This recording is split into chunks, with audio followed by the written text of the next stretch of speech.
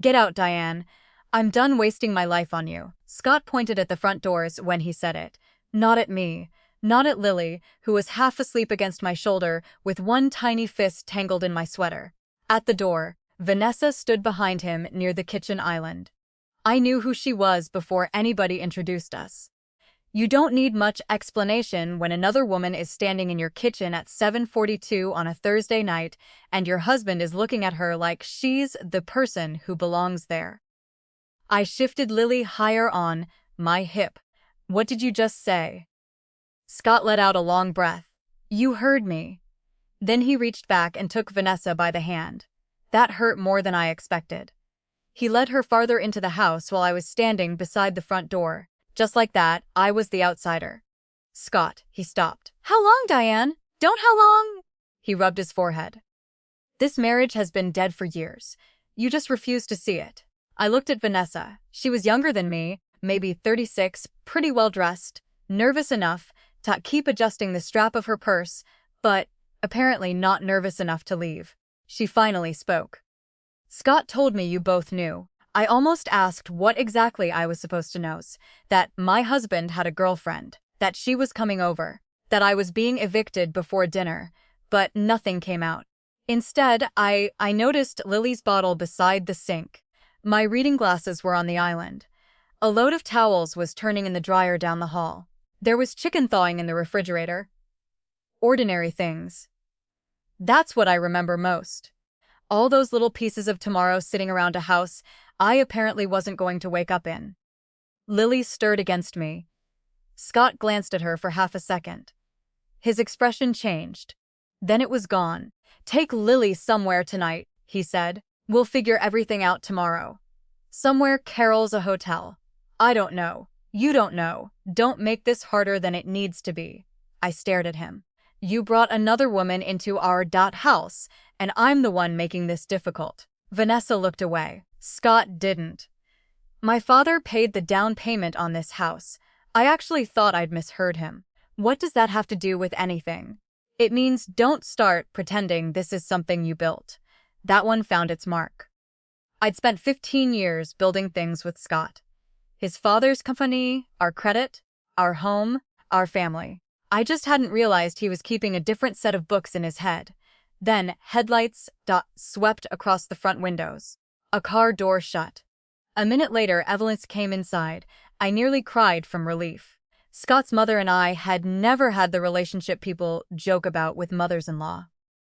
After Frank died, I was the one who drove her to appointments when she didn't feel steady behind the wheel.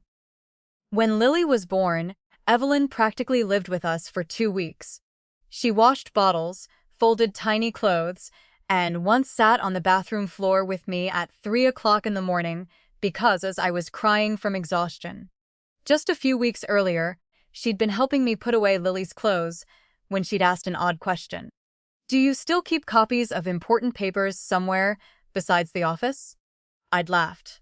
What important papers? She hadn't answered. Now she walked through my front door carrying an old brown Samsonite suitcase.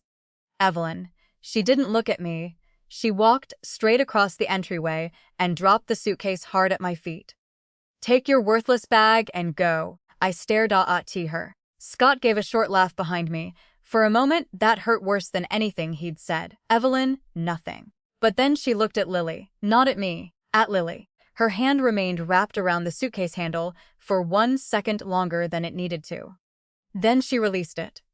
She walked past me and into the house.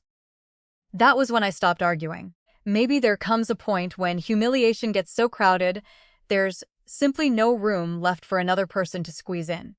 I put Lily into her carrier, grabbed the diaper bag and my purse, picked up that ugly suitcase, and left. It was raining outside. Not hard, just cold October rain, the kind that works its way under your collar before you notice it. Nobody followed me. I strapped Lily into the back seat and sat behind the wheel for a while. I didn't know where to go. That frightened me. Then I checked my wallet. My debit card was there. So was our joint Visa. I stopped for gas and tried the Visa. Declined. I tried it again. Still declined. My checking account showed 94,318. I stared at that number. There had been a time when I knew the balance of every important account we had. I'd handled payroll at Mercer Home in Millwork, vendor payments, customer deposits, bank paperwork. Then we'd spent years hoping for a baby. When I finally got pregnant with Lily at 39, it was a difficult pregnancy. And Scott gradually took more off my plate. "I'll handle it," he'd say. "You worry about the baby." At the time, it sounded loving. Now, at 40 years old, with my 8-month-old daughter in the back seat, I couldn't even tell you how much money was in my own household accounts. I drove towards Polaris. There was a Hampton in there where relatives had stayed before. Nothing fancy, clean, familiar, safe. At the front desk, I handed the clerk my driver's license.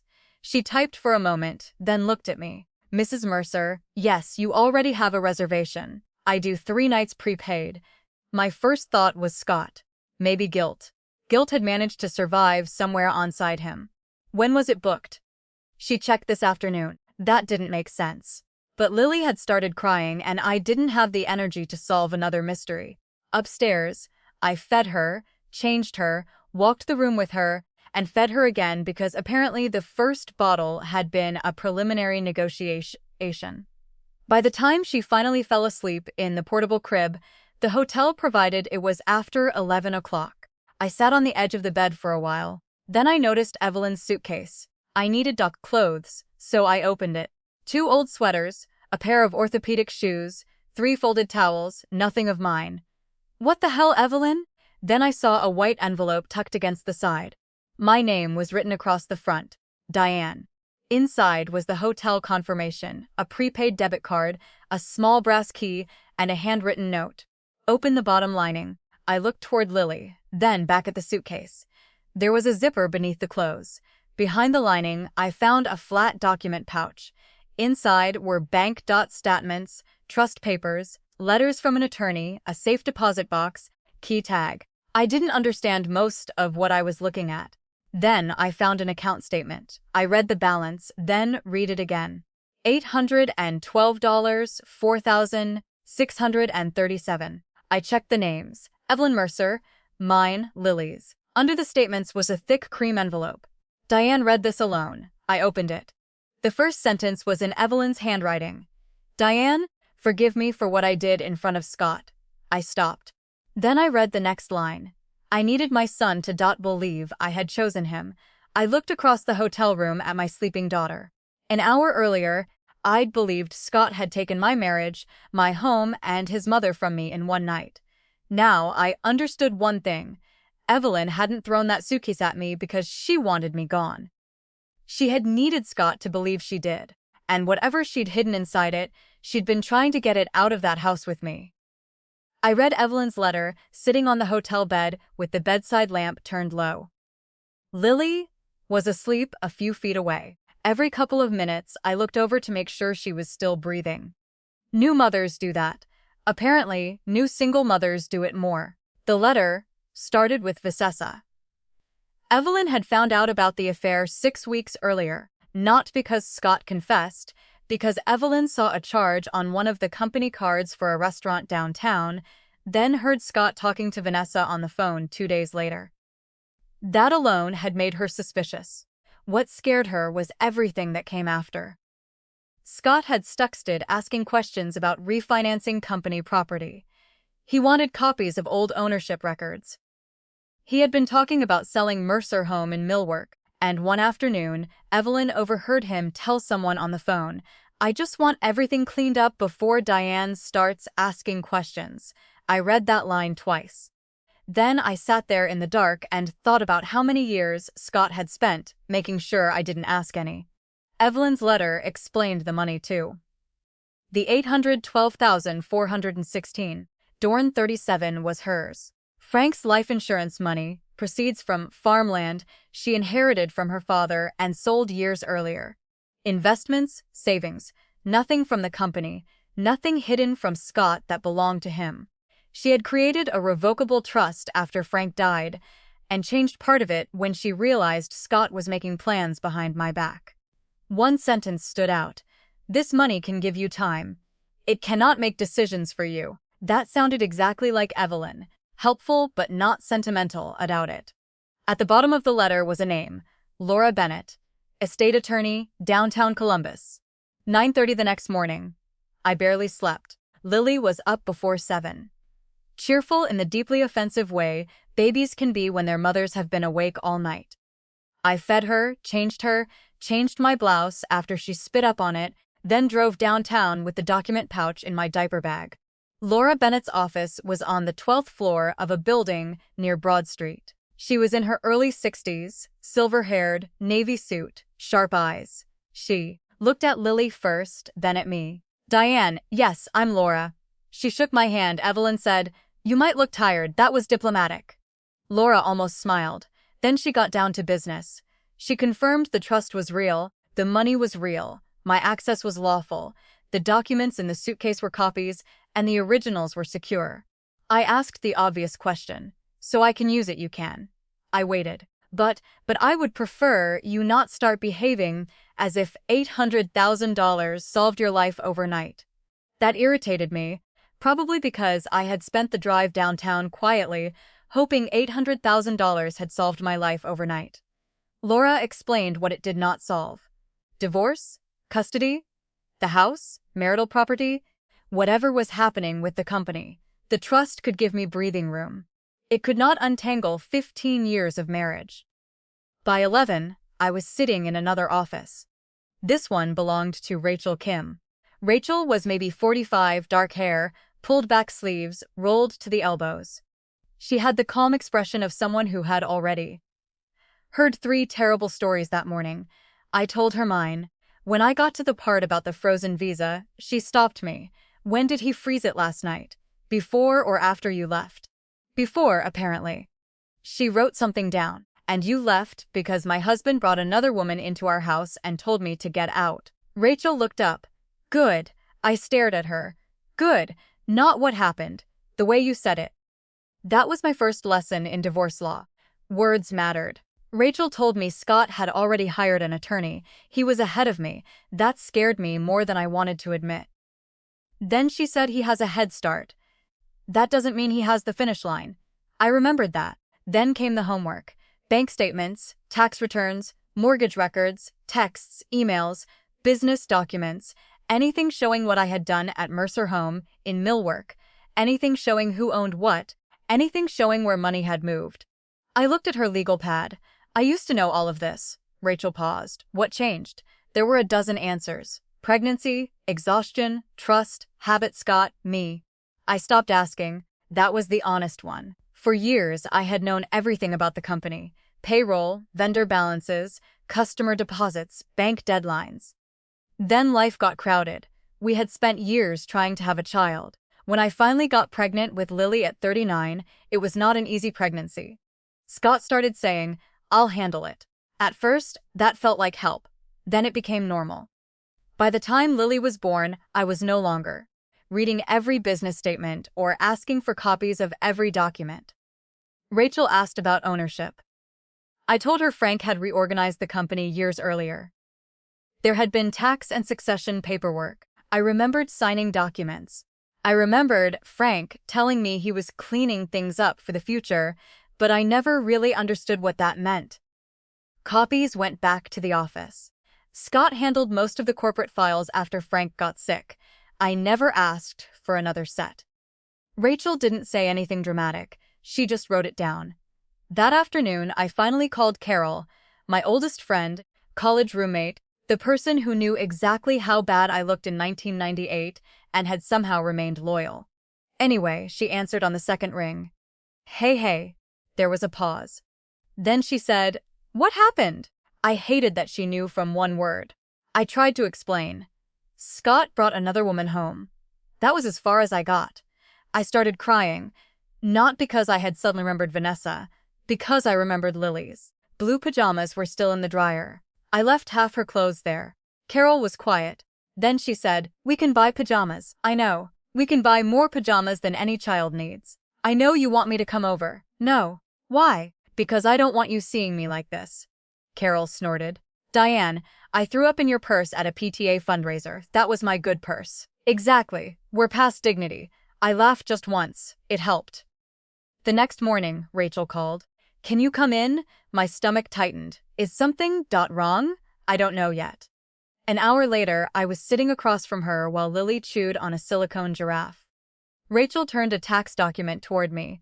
At the top was my name, then a number 30%. I looked up. "What is this AK1? "I know what a K1 is." "Then look at the ownership line." I did. Then I looked at the next year. Same number. Then the next. Same thing. Rachel folded her hands. "Scott keeps calling Mercer Home and Millwork his company. It is his company." Rachel shook her head. "Not according to these filings." I stared at her. "That has to be a mistake. Maybe. Maybe if it's wrong, it's been wrong for years." She pushed the documents closer to me. "And if it isn't wrong, Diane, then your husband has spent a very long time letting you misunderstand something that belonged to you." I looked down at my name again. 30%. For the first time since leaving the house, I wondered whether Scott had hidden more than an affair. Maybe he had spent years teaching me to call my own life his 30%. I stared at the number until Lily dropped her silicone giraffe on Rachel's carpet. I picked it up, wiped it on my sleeve, and handed it back to her. Then I looked at Rachel, explained this like I haven't slept properly in 8 months. She pulled another document from the stack. "These filings show you as a 30% owner of Mercer Home in Millwork and Scott 40%. I blinked. 40? "Yes, he talks like he owns the whole thing." Rachel gave me a look. "That's a marriage issue. I'm talking about paperwork." "Fair enough." "What about the other 30 originally, Frank? And after he died, that's one of the things we need to confirm." I already had a pretty good idea. Evelyn had inherited most of Frank's estate. Still, Rachel warned me not to start celebrating. Tax filings were useful evidence, but they weren't the whole corporate record. We needed the original ownership documents and any amendments made afterward. So, instead of discovering I owned 30% of a company and immediately feeling powerful, I spent the next several days digging through 15 years of paperwork. That felt more like my life. I married Scott when I was 25. Mercer Home and Millwork was already established, but it was still very much a family operation. Frank handled sales and big customer relationships. Scott worked on estimates, projects, and eventually management. I started helping because the office was always behind. At first, it was Saturday mornings. "Can you enter these invoices?" Then it was payroll, then vendor accounts, then customer deposits, then insurance renewals and bank paperwork. Nobody ever sat me down and said, "Diane, you now work here." One day, I just realized I had a desk. The 2008 recession nearly buried us. Customers canceled renovations. Builders disappeared. One commercial client went under, owing us close to $90,000. I remember Frank standing in the office's doorway one Friday afternoon. "Can we make payroll?" Yes, that was technically true. What I didn't tell him was that I had spent the previous 3 days calling customers with unpaid invoices, moved 2 vendor payments, and convinced our bank not to reduce the credit line. We made payroll, we survived, and then everybody moved on. That's how a lot of work becomes invisible. If you do it correctly, the disaster never happens. So eventually, people forget there was ever anything to prevent. A few days after Rachel showed me the tax records, Evelyn asked me to meet her at a Panera in Westerville. We chose a booth in the back. She already had coffee when I arrived and a manila envelope sitting beside her. For a moment, neither of us knew how to greet the other. I finally sat down. Evelyn folded her hands around her cup. "I owe you an apology. You wrote one." Writing it was easier. "Yes," she looked at me. "I shouldn't have done it that way." I knew exactly what she meant. The suitcase, the whole thing. "You scared me, Evelyn." "I know. I was holding Lily." "I know. That was important." She didn't tell me it had been necessary. She didn't say I would understand someday. She just let me be angry. After a moment, she pushed the envelope toward me. "I wanted you to have this."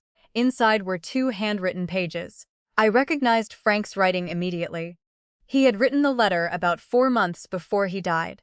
Most of the first page was about the company, suppliers, employees, Scott. Then I found my name. "Scott is my son. That doesn't mean he did all the work." I stopped reading. Evelyn said nothing. I continued. Frank wrote about 2008. He remembered the commercial account we'd lost. He remembered me negotiating with suppliers. He remembered the bank meeting where I'd argued against reducing our credit line. There were things in that letter I barely remembered doing myself. Then he explained the ownership plan. It wasn't accidental. It wasn't just a tax trick. He had wanted Scott to have 40%, me to have 30%, and he had kept 30% himself. After his death, that interest passed to Evelyn. I folded the letter. For a while, I couldn't say anything. Finally, I said I thought he saw me as Scott's wife. Evelyn shook her head. Frank knew what you did. That was when I cried. Not in the hotel when I saw $812, 416. Not in Rachel's office when I saw 30%. In a Panera over a letter from a man who had been dead for years because someone had noticed. My attorneys eventually found enough supporting records to confirm the original ownership structure. Scott 40, me 30, Evelyn 30. Rachel still warned me that later amendments could matter, ownership could change, agreements could be modified. But at least now we knew where everything started. That night, Lily woke at 3:07. I know because I looked at the clock and briefly considered negotiating with her. She declined. I sat in the furnished apartment, feeding her under a crooked floor lamp. 3 Target bags were still against the wall. Carol had helped me put together a used crib we found online. 1 dresser drawer wouldn't close unless you lifted it first. The apartment smelled faintly of somebody else's laundry detergent. I looked down at Lily. I was 40 years old. My marriage was ending. I was sleeping 4 hours at a time. My back hurt from carrying a baby in a car seat. And several attorneys were charging me amounts of money I preferred not to calculate before sunrise. There was nothing glamorous about starting over. Mostly, it involved bottles and paperwork. A few days later, I made the mistake of looking at Vanessa's social media. She had posted a photograph from my kitchen. There was a glass of wine on the island and a charcuterie board beside it. Behind her was the backsplash I had spent 3 weekends choosing. My fruit bowl was still on the counter. That bothered me more than Vanessa did. For a moment, I felt as if somebody had moved into my life before I'd even finished leaving it. I nearly typed something. Then I stopped. I turned off the phone. Lily was sitting on a blanket behind me, chewing the corner of a board book. I looked around the apartment. Cheap lamp, used crib, Target bags. It wasn't the home I'd chosen, but nobody in that apartment could point at a door and tell me to leave. 2 days later, Evelyn cackled. Can you talk? Yes. Scott had lunch yesterday with people from Great Lakes Residential Group. I knew the company. They had been buying smaller construction and home service businesses around Ohio. So, he's trying to sell Mercer's. I stood up. What? He's been negotiating for months. My mind went immediately to the ownership papers. He can't sell it by himself. No. Evelyn's attorney had checked the operating agreement. A major sale required approval representing at least 70% of the ownership. Scott had 40, which meant he needed exactly one of us, me or his mother. He thinks I don't know about my 30%. He thinks you don't know much of anything. I couldn't even argue with that. Then I asked, what does he think you're going to do? There was a pause. He thinks I'm approving the sale. I went quiet. You told him that I let him hear what he wanted to hear. For how long? Long enough. For what? Her answer came calmly for him to become careless. I walked to the window. Down in the parking lot, a woman was unloading groceries from an SUV. Somebody's dog was barking from a balcony. Traffic moved past on the road. Everything outside looked painfully ordinary. And suddenly, the affair wasn't even the biggest thing Scott had hidden from me. He wasn't simply trying to replace his wife. He was trying to sell the company I'd spent 15 years helping build, a company I partly owned. And he was counting on me never finding that out. For about 3 days, I made the mistake of thinking 30% meant I was safe. Then Scott's attorney sent over the amendments. Rachel called me into her office that afternoon. Daniel Price, the corporate attorney she'd brought in, was already there with 3 folders open in front of him. Daniel was one of those men whose face gave you absolutely nothing while he read. I watched him turn 2 pages. Is that your good face or your bad face? He looked up. My reading face.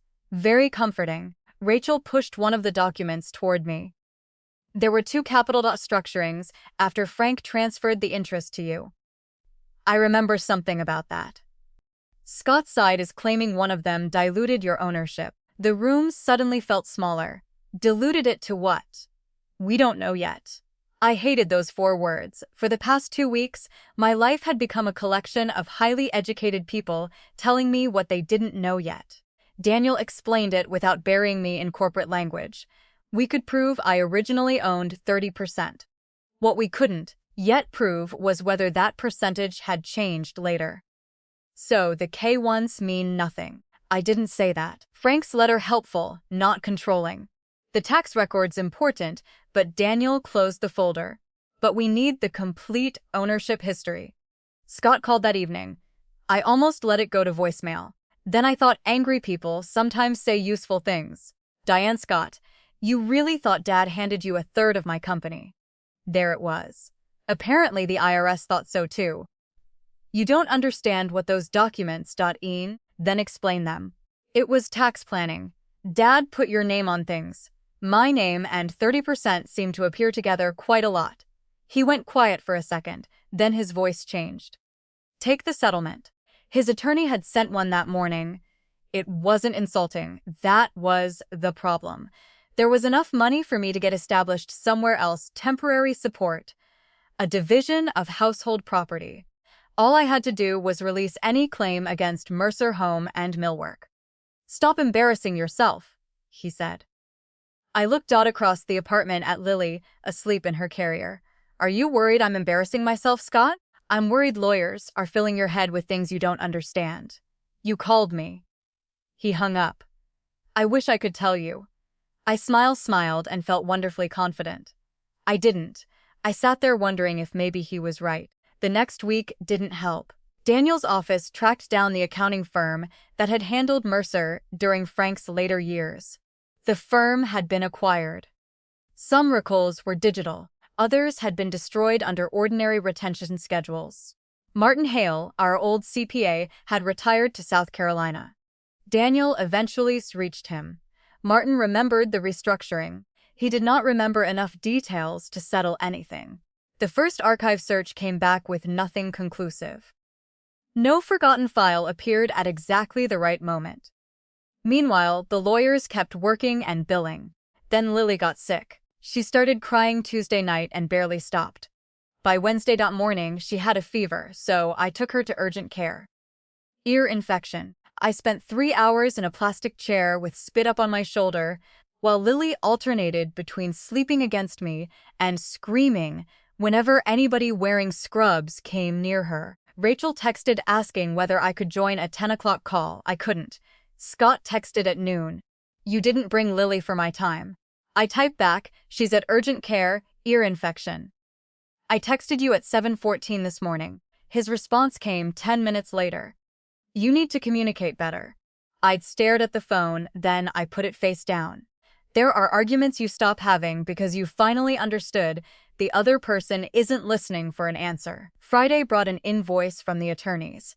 A little over $11,000. I read the total twice. Then I looked at Evelyn's trust documents. $812,000 had sounded like an impossible amount of money when I first saw it. Now I understood something people don't tell you about money. Enough can become not enough surprisingly fast when fear starts sending invoices. That night, after Lily fell asleep, I sat on the floor beside her crib. I had Scott's settlement offer, the legal bill, a grocery receipt, my apartment lease, a calculator. If I accepted his offer, I could stop. That was what tempted me. Not the money, the stopping, no more corporate records, no more phone calls from lawyers, no more wondering what documents Scott would produce next. I could find a permanent house, take care of my daughter, get some sleep, maybe someday wake up without. Immediately, remembering that my husband had replaced me in my own kitchen. I picked up the settlement again. For 15 years, whenever there was conflict in my marriage, I had asked myself some version of the same question. What can I do to keep everybody calm? Take the extra work. Don't mention the things Scott said. Let him handle the finances. Don't ask again. Apologize, because ending the argument feels better than winning it. I wondered whether signing that agreement would be one more version of the same habit. The next morning, I called Evelyn. I think I might settle. She was quiet for a moment. Then she said, "Okay." I frowned. "Okay, if that's what you want. I thought you'd tell me not to." "No." "Why?" "Because you're the one who has to live through this." I didn't say anything. Then she added, "Just don't confuse being tired with changing your mind." That sentence irritated me for most of Saturday, which was probably why I was still thinking about it. Sunday. Carol had picked up an old plastic file box from the storage unit Scott and I shared. I started going through it while Lily napped. Insurance forms, old vendor statements, warranty information, nothing useful. Then I pulled out a faded folder with the Fifth Third Bank logo on it. I sat there holding it. Something was bothering me. Not the contents, the folder itself. And suddenly I remembered Frank standing beside my desk years earlier. 3 sets, Diane. Frank never trusted a single copy of anything important. 1 for the company, 1 for the CPA, and 1 for the bank. Every time Mercer changed ownership, borrowed money, refinanced equipment, or updated personal guarantees, our lender wanted current ownership schedules. I grabbed my phone and called Daniel. "Have you checked the covenant binders?" Silence. "The what?" I sat up straighter. "Our bank covenant binders. Where would those be?" I knew exactly where. Mercer's old warehouse. We had stopped using most of it about 6 years earlier, but the company still owned the building. In the Fauquet office was a fireproof cabinet. Scott hated it because the lock stuck. I had maintained those files for years. Daniel arranged access through the attorneys. 2 days later, we stood in that dusty old office. The cabinet was still there, so was the sticking lock. Inside were binders organized by year. Daniel found the ownership schedules first, then lender acknowledgments, then the documents surrounding the restructuring Scott's lawyer claimed had deluded me. We spent nearly 2 hours matching dates. The transaction had adjusted capital accounts. It had not changed ownership percentages. My 30% was still 30%. Martin Hale confirmed it after Daniel sent him copies. Then Daniel found the part that made me stop feeling relieved and start feeling angry. Emails years after the restructuring, Scott had exchanged messages with the accountants about company ownership. 40% Scott, 30% Diane, 30% Evelyn after Frank's death. He knew this wasn't a misunderstanding. He hadn't forgotten. He had counted on me not remembering. Scott used to make fun of my filing habits. He once told an employee, "I kept paper like the Smithsonian." Turns out museums have their uses. A few days later, Great Lakes scheduled a formal due diligence meeting at the Hilton downtown. Scott expected Evelyn to attend. He still believed she would give him the 30% he needed. The night before the meeting, I was sitting across from Evelyn. When Scott called, she put him on speaker. "You'll be there tomorrow?" he asked. "I'll be there," she said. "Good." He hung up. Evelyn set the phone down. "You ready?" No, that was the truth. The next morning, I dropped Lily at Carol's house. I stood on the porch longer than I needed to. Lily reached for me, and for 1 second, I wanted to take her back, get into my car, and drive anywhere except downtown Columbus. Instead, I kissed her forehead and handed her to Carol. Then, I walked to my car. For the first time since Scott had pointed at the front door, I wasn't leaving because somebody had told me to. I was going because I had decided to. The meeting was at the Hilton downtown. I got there 20 minutes early, which gave me 19 minutes to regret coming. Daniel found me in the lobby pretending to read an email on my phone. "You've been staring at that screen since I walked in. It's a long email. It's the weather app." I looked down. He was right. Apparently, we're having weather. Daniel sat beside me. Rachel arrived a few minutes later carrying coffee and the expression she wore whenever she expected people to behave badly. She handed me a cup. "Remember," she said, "this is a business meeting." "I know." You don't have to answer every question Scott asks. I know. And don't let him pull you into an argument about the marriage. I know. Rachel studied me. You keep saying that because if I say I'm terrified, you're going to give me another instruction. She smiled. No, I'd tell you terrified people can still sit in conference rooms. That helped more than I wanted it. 2. At 9:58, Daniel stood. Ready. No good enough. We went upstairs. The conference room had a long polished table, bottled water lined up on a sideboard, and one of those views of downtown Columbus that nobody actually looks at during meetings. Scott was near the far end. Vanessa sat 2 chairs away from him. Evelyn was across the table. There were 4 people from Great Lakes Residential, Scott's attorney, 2 Snort's accountants, and several folders arranged neatly in front of everyone. Scott was talking when I entered. Something about preserving Frank's legacy. Then he saw me. He stopped. What is she doing here? Nobody answered immediately. His eyes went to Evelyn, then Daniel, finally me. I pulled out a chair. I'm an owner. That was all. I'd thought about that moment the night before. In some imaginary version, I had a devastating speech ready. Real Diane had slept 4 hours and spilled formula on her sleeve before leaving Carol's house. 2 words were plenty. The lead attorney for Great Lakes was a gray-haired man named Howard Ellis. He looked towards Scott's attorney. I think we need to clarify this before proceeding. Scott sat down. This is a domestic dispute. Daniel opened his folder. No, this part isn't.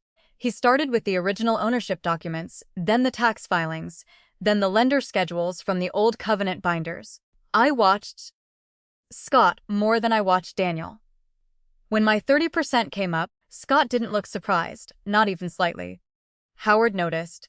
Then Daniel produced the emails, the ones showing Scott had discussed the ownership structure with the accountants years after the restructuring he now claimed had deluded me. Howard took off his glasses. Mr. Mercer. Scott looked at him. Were you aware Mrs. Mercer retained this ownership interest when you represented yourself as authorized to proceed with this transaction? Scott leaned back. The company's ownership history is complicated. That wasn't my question. Scott's attorney stepped in. There are competing interpretations of several historical documents. Daniel slid a copy across the table, not of the lender's certified ownership schedules. Scott looked at me. This is exactly what she does. For a second, I honestly didn't know what he meant. What do I do? You take something simple and turn it into a crisis. Nobody spoke. I looked around the table.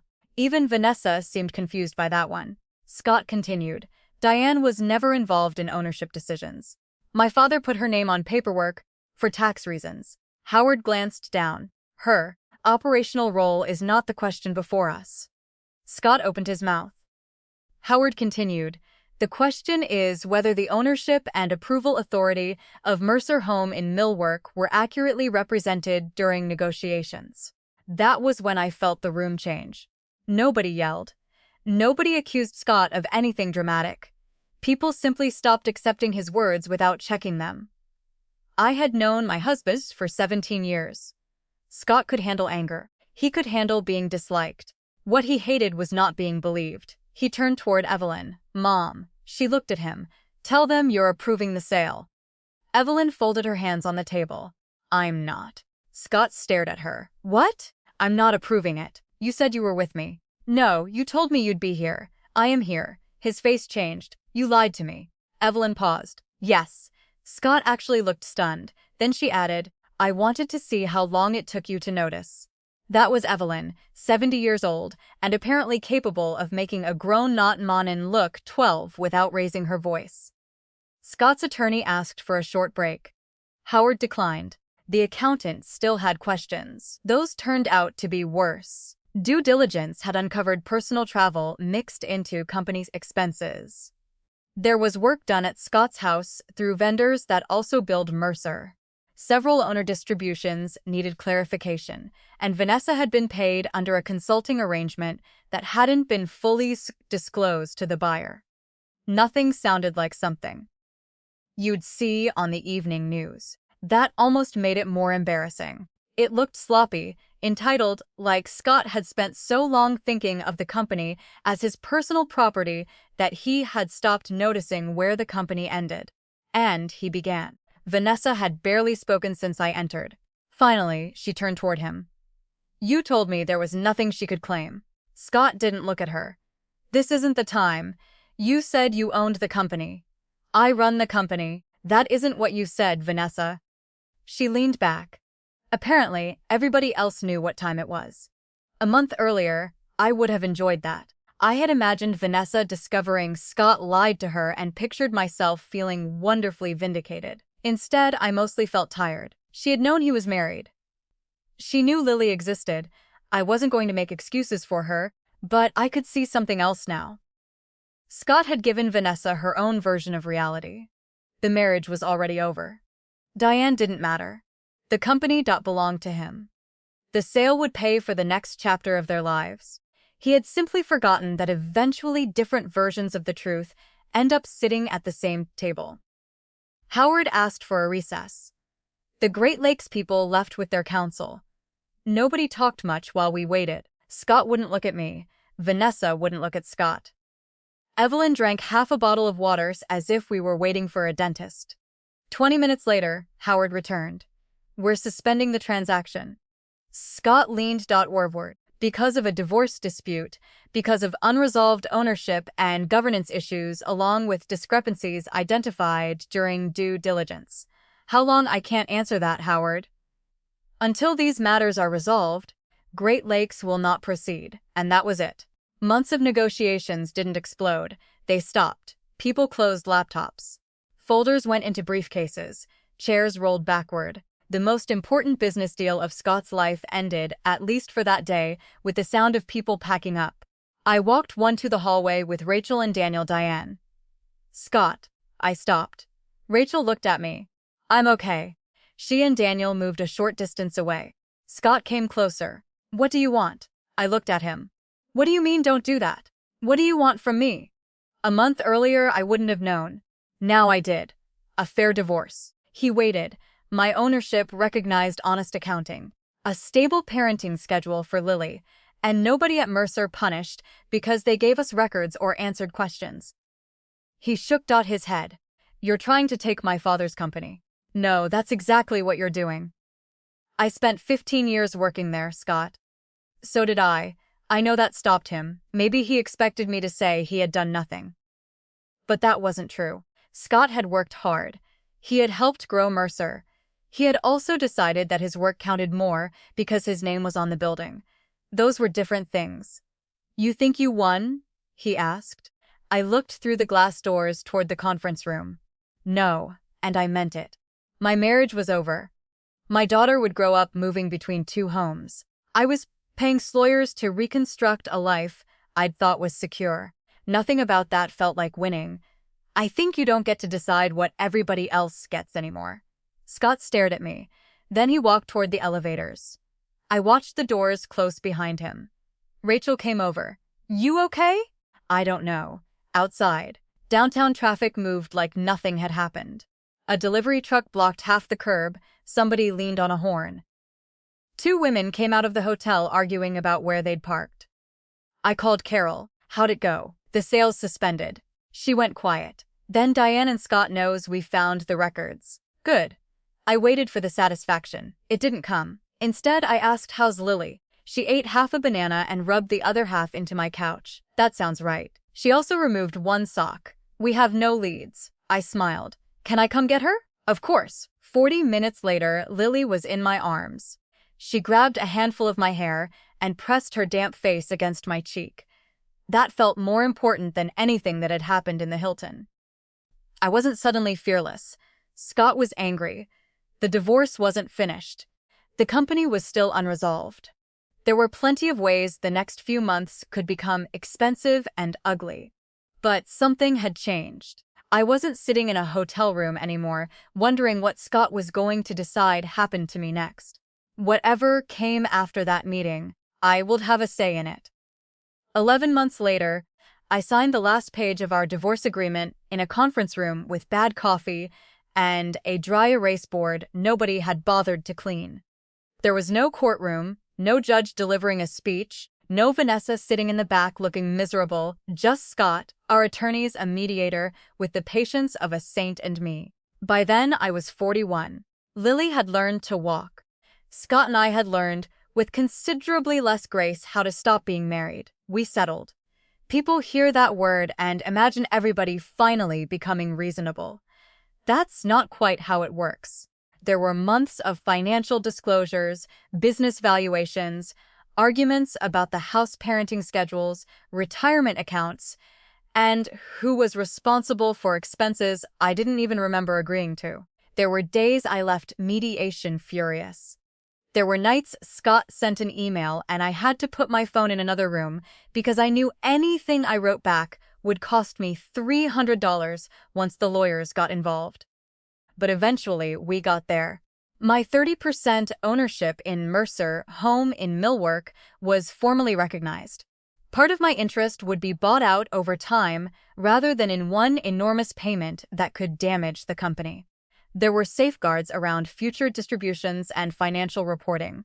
Our marital assets were divided fairly, and we agreed on a parenting schedule for Lily. That was the part I cared about most. Scott was still her father. I could be furious with the man and still understand that. I didn't want Lily growing up as evidence that one of us had beaten the other. I wanted pickup times, holiday schedules, medical decisions in writing, clear rules, boring things. After the year I'd had, boring sounded luxurious. The Great Lakes sale never happened. Once their people dug deeper into the company records, they decided there were too many unresolved issues and walked away. At first, I worried about what that would mean for the employees. Some of them had worked at Mercer since before Scott and I were married. They hadn't cheated on anybody.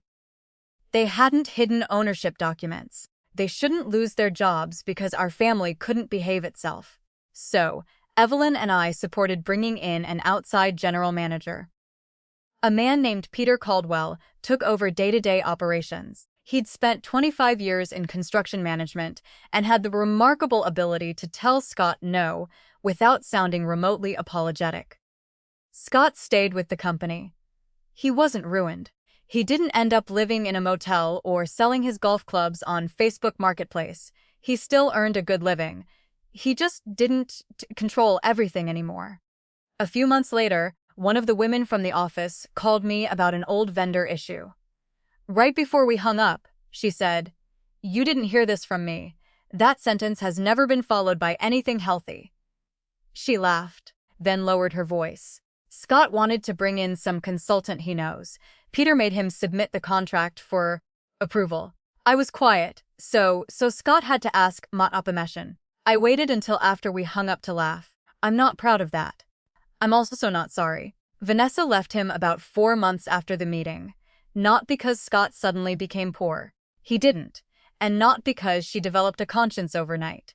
As far as I know, once she discovered how much he'd lied about the company, she started questioning everything else. The separation, the house, the money, whatever promises he'd made about their future. I never spoke to her again. For a while, I wanted something worse for Vanessa. I wanted life to deliver a perfectly measured consequence for standing in my kitchen while I was thrown out with my baby.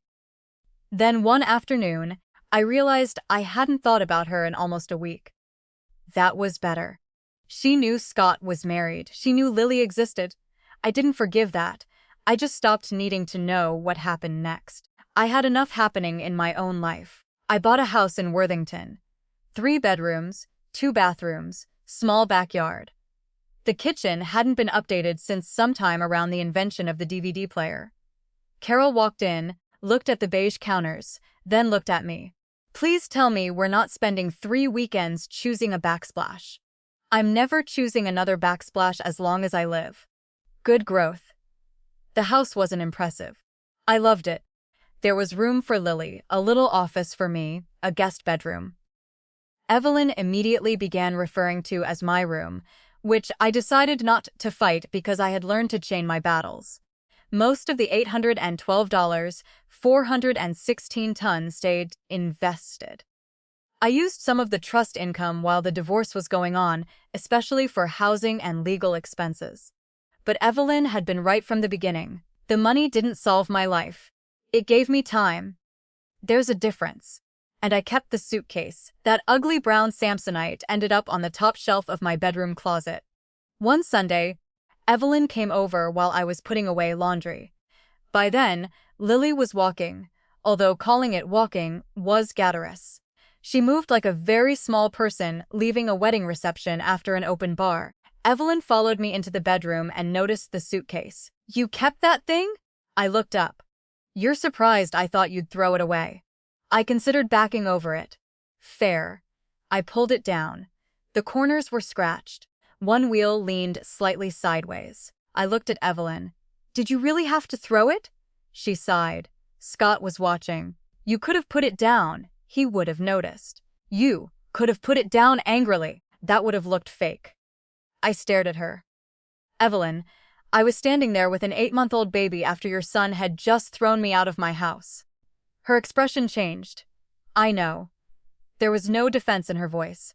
"I've replayed that night too, Diane. That took the rest of the anger out of me. Not all of it. Enough." She touched the suitcase handle. "That Samsonite survived 3 cruises, and your father-in-law." I waited. "It could handle 1 driveway." I laughed. I tried not to. That made Evelyn laugh. A minute later, we were sitting on the edge of my bed while Lily wandered into the room carrying one of my shoes. There was something I'd wanted to ask Evelyn for months. "Why me?" she frowned. "What? The trust? Oh, $812,000 is a lot of money. Why give that kind of protection to your daughter-in-law instead of your son?" She looked toward Lily, then back at me. "Because I watched you spend 15 years taking care of everybody." I didn't say anything. "Frank, me, Scott, that company, and now her." She nodded toward Lily. "And the first night you needed somebody to take care of you, my son put you outside with a baby." Her voice wasn't angry. That made it hit harder. I waited for more. There wasn't much. "Frank trusted you," she said. "So did I." Then Lily tried to put my shoe in her mouth. Evelyn leaned forward. "No, ma'am. I took it away." There are moments that seem determined not to let you become too sentimental. I'm grateful for them. I put the suitcase back on the shelf. Someday I'll tell Lily about it. But I won't start with the money. I'll probably start with her grandmother standing in our old entryway, making herself look cruel because her son was watching.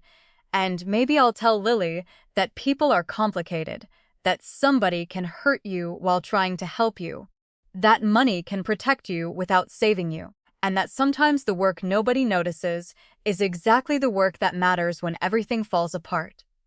That first night when I walked through the rain at 40 years old, carrying my 8-month-old daughter, I wanted one thing. I wanted to go backward. Back into my kitchen, back into my marriage, back to Thursday afternoon before Vanessa walked through my door. Back to believing Scott and I were tired, disconnected, struggling, but still us. 11 months later, I understood that going backward would have been the worst thing I could have gotten. My revenge wasn't ruining Scott. It wasn't Vanessa leaving him. It wasn't stopping the sale.